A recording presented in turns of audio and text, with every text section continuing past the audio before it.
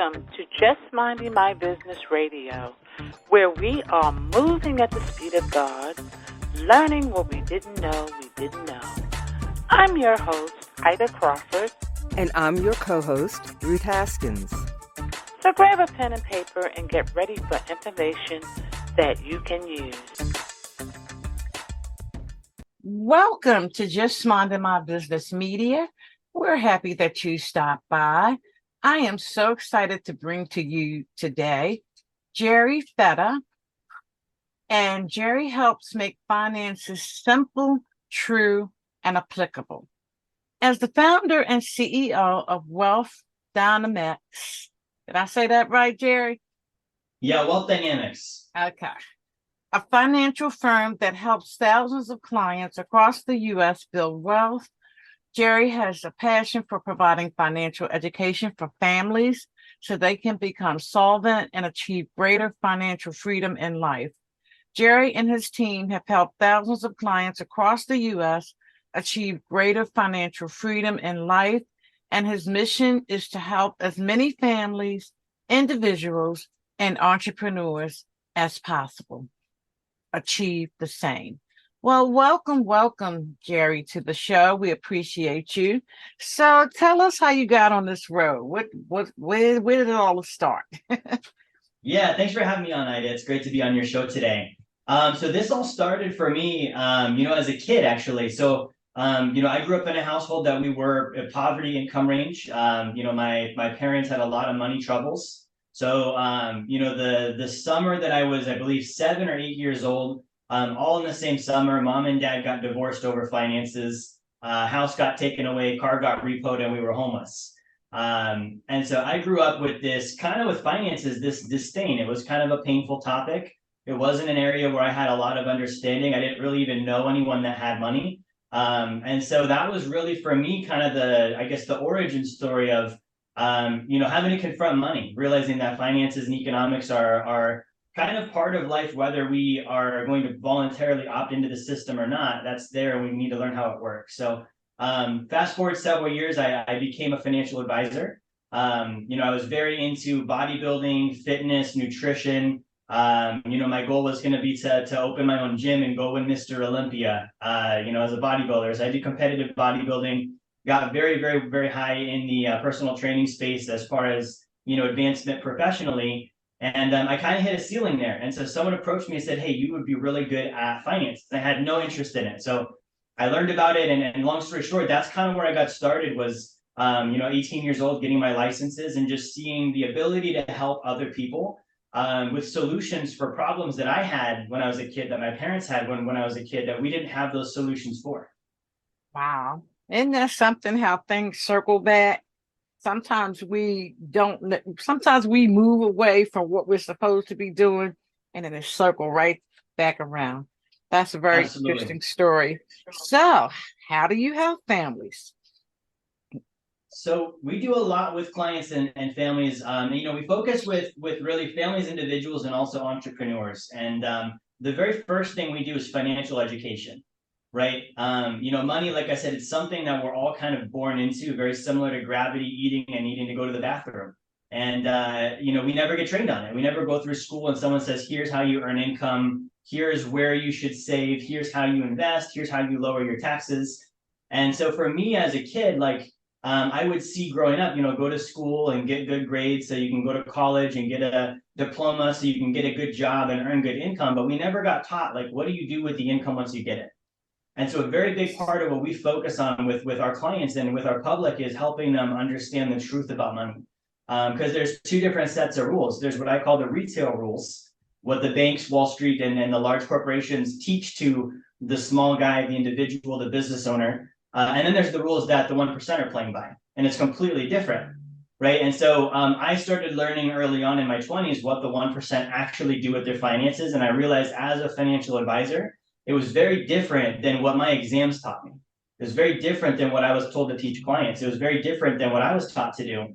And so that's a big thing we do is kind of giving that initial paradigm shift with here's maybe what we thought about money versus the reality. And here's why some have and here's why some have not.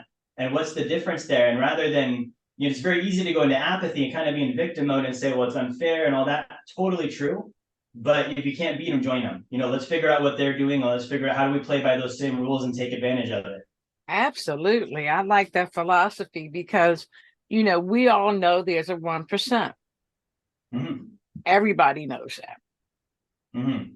But they don't know how to achieve that, how to get in the club, so to speak. Yeah.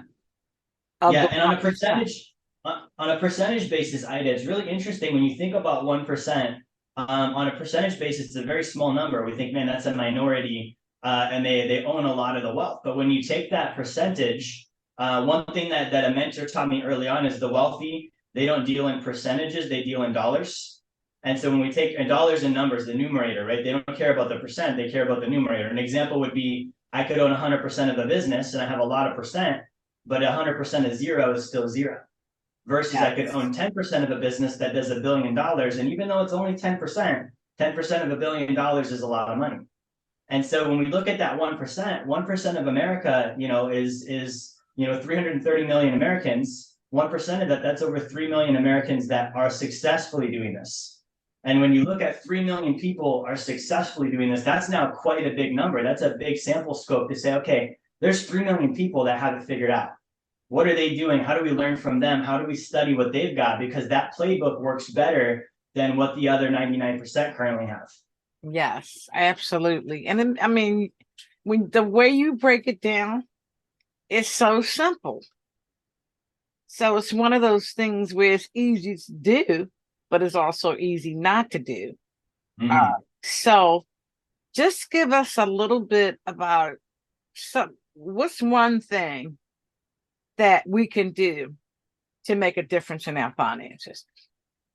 Yeah, so what you're saying is completely true, and it's simple, but what's simple is not always easy. It takes consistency and discipline and focus, right? So, I developed about 2 years ago. This is a daily activity that we have our clients do. It's called the Big 3 Challenge, and it's something that if you do this, anyone can do this. Whether you're brand new starting out with finances or whether you're already established and wealthy, if you do this, it's going to improve your finances. So, one of the first falsehoods we're taught. Did you ever hear the adage, it takes 21 days to build a habit? Yes. Totally false. It takes on average at least 66 days, and that's on the minimum side.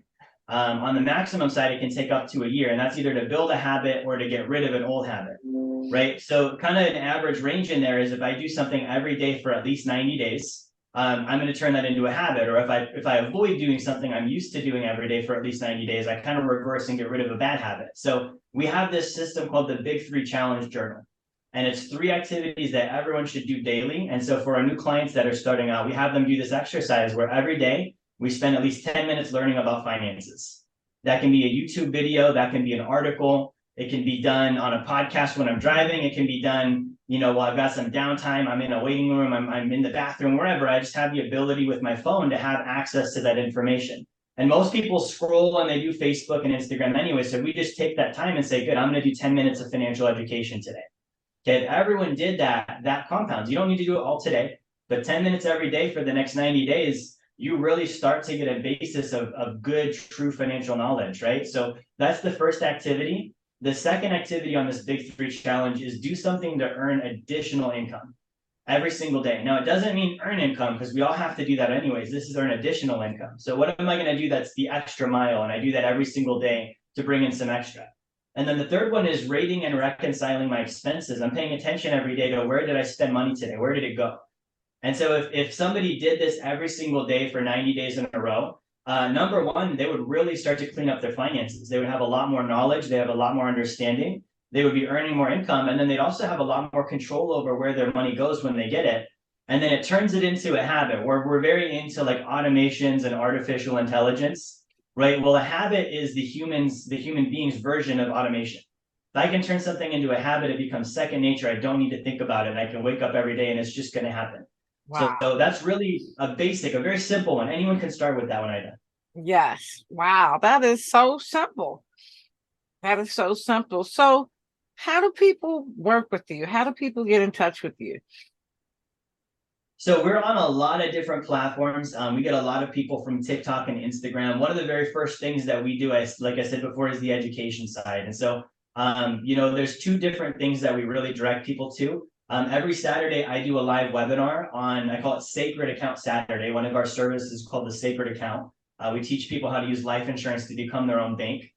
So you can use your bank instead of, the top 1%'s bank. A lot of them do the same strategy. And so on that one, that's a free webinar we do every Saturday. Last week, we had over 50 people and we taught them, the basics of how do you stop giving all of your income to banks, Wall Street, and the IRS, and how do you keep more of that and run it through your own banking system and make profit on a lot of those transactions that usually you'd pay interest to someone else or you pay fees to someone else or another institution. So that webinar, if you go to course.wealthdynamx.com, you can register for that. That's 1 p.m. every Saturday. And then the other one is I love to write. So I have 3 books out. My most recent one is called Blueprint to Financial Freedom. And so we give away free copies to that. We actually run ads. We promote that. We try and give that away to as many people as we can. I think in the last 4 days, we've given away 30 or 40 books already. Wow. And that for me has been a culmination of the last, 12 years or so of being in the financial industry. I spent a lot of time having to blaze the trail and figure out, first, let me figure out the licensing and what does Wall Street say and the bank say. And I slowly started realizing that this is not what the 1% actually do. So then the question was, well, what do they do?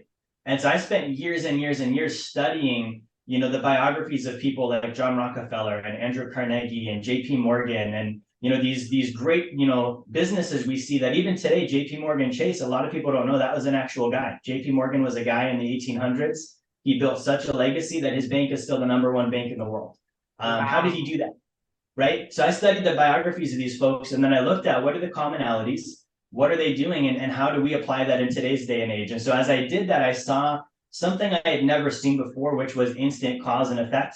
The thing that was supposed to happen immediately happened as a result of the strategy that I was using and learning from these top 1%ers. So my book, Blueprint to Financial Freedom, is in the right sequence. Where does someone start and what's each step to get there? It's kind of like the financial junk drawer. There's a lot of really interesting ideas out there, but if we grab all of them at once and we don't do them the right way with the right people at the right time and in the right sequence, it can kind of just turn into this confusion. Mm-hmm. So that book really lays it out, right? And we've had so many clients that succeed with grabbing that material, reading it. It's written in a way where someone can actually do it themselves with no help, or they can reach out to us and say, hey, can you guide me through this? And so we give that one away as well. If you want to drop it in the show notes, you're welcome to. It's jerryfetta.com /B2F promo.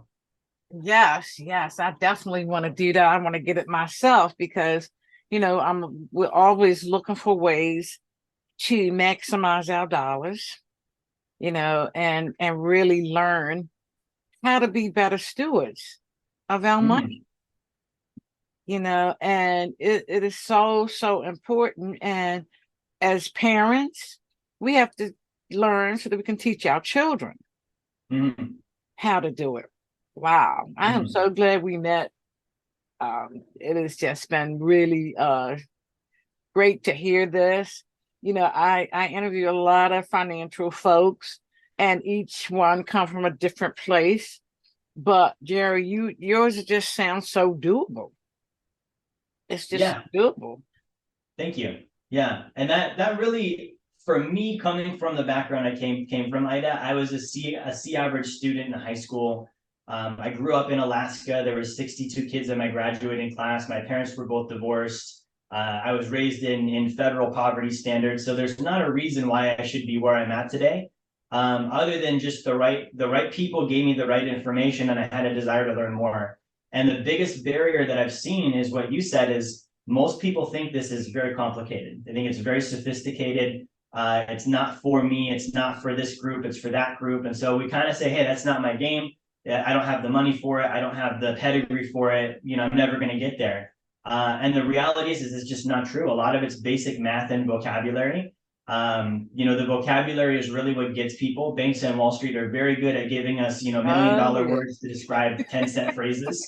And if we can get past that, we're like, oh, that giant word just means this. I just need to know about this thing. I don't need to know the giant word at the top. Yes. And that's within any industry. It's always, I do IT and they've got all these big words that the people that I serve sound like goobly gob to them. Yeah. You know what I mean? So I have to like, okay, give it to them in layman terms. This is, Yeah. this is what's happening. They like, oh, you know what I mean? So it's the same thing in the financial industry. It's just big words meaning simple things. Right. Yeah. So And we then, break through a lot of that. We try and keep it simple, true, and applicable with all of our education. so with your company, do you help people? Like, I understand you do education. Do you Mhm. help people like orchestrate their philosophies? Do do you help them along? Let's put it that way. That's what I mean.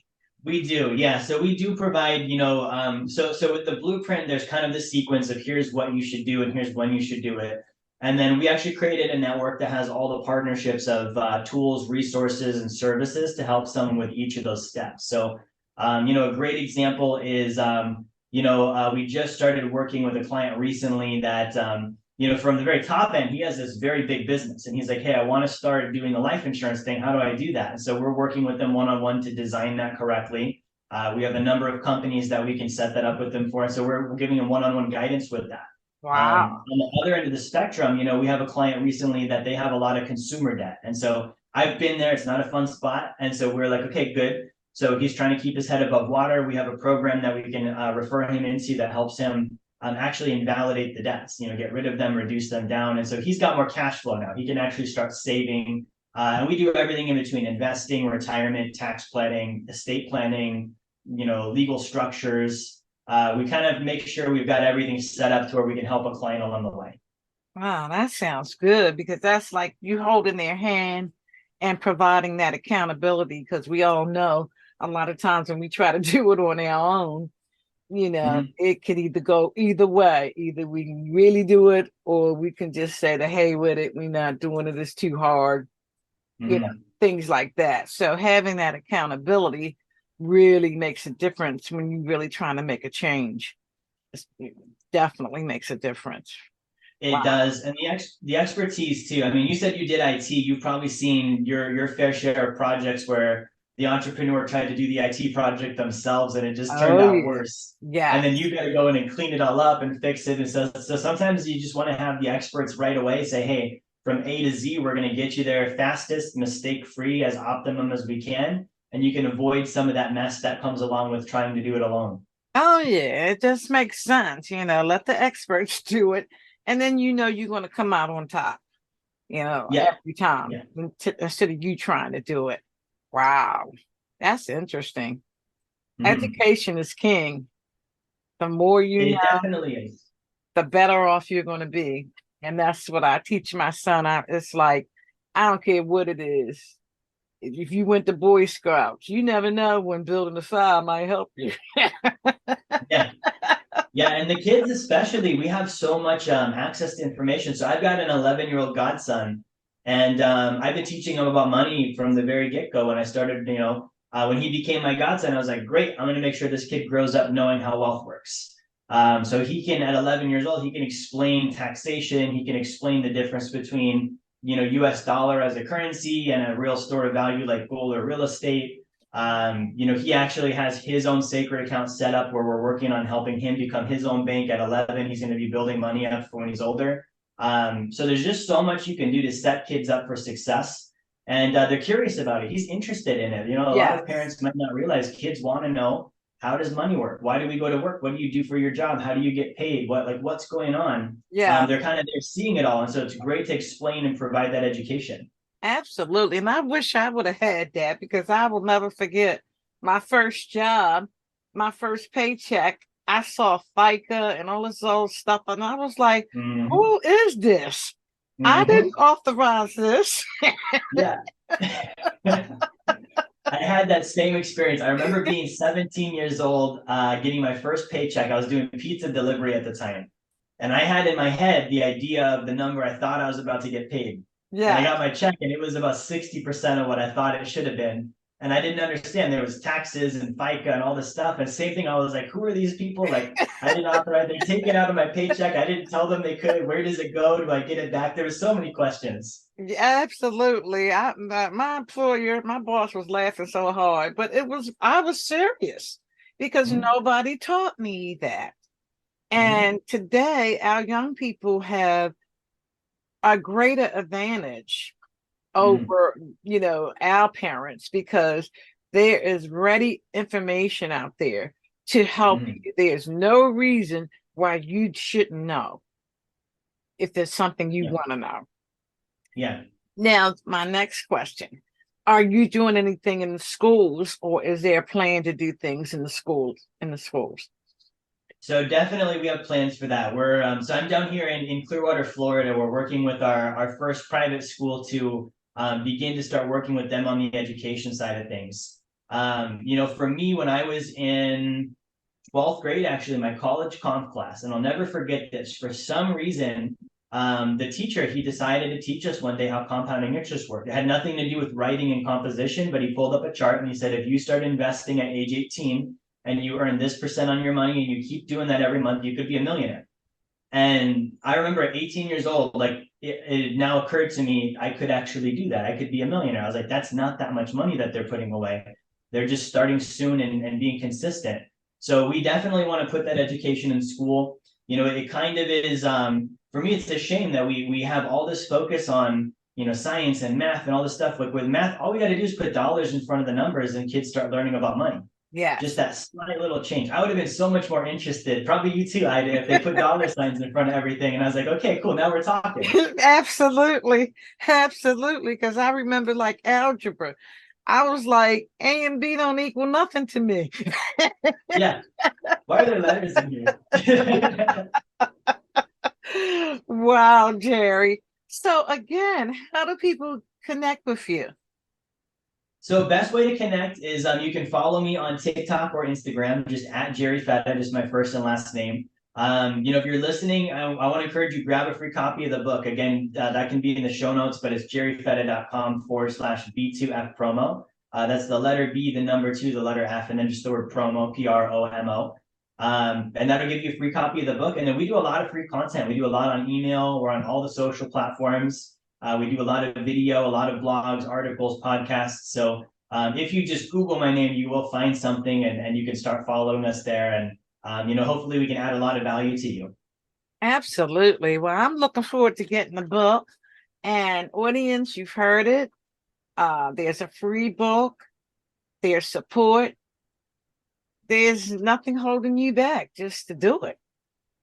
So thank you so much, Jerry. We appreciate you. You've been a blast. You definitely want you to come back because this is something people need to hear all the time. It's not hard. It's simple. It's focused. It's consistency. And there's somebody to hold your hand. Yeah, absolutely. Well, thank you for having me on. I love being on the show. I can't wait to be back on. Absolutely. Thank you for tuning in to Just Minding My Business Radio. I'm your host, Ida Crawford. And I'm your co-host, Ruth Haskins. We hope you enjoyed the show and appreciate you stopping by. Many blessings to you and yours.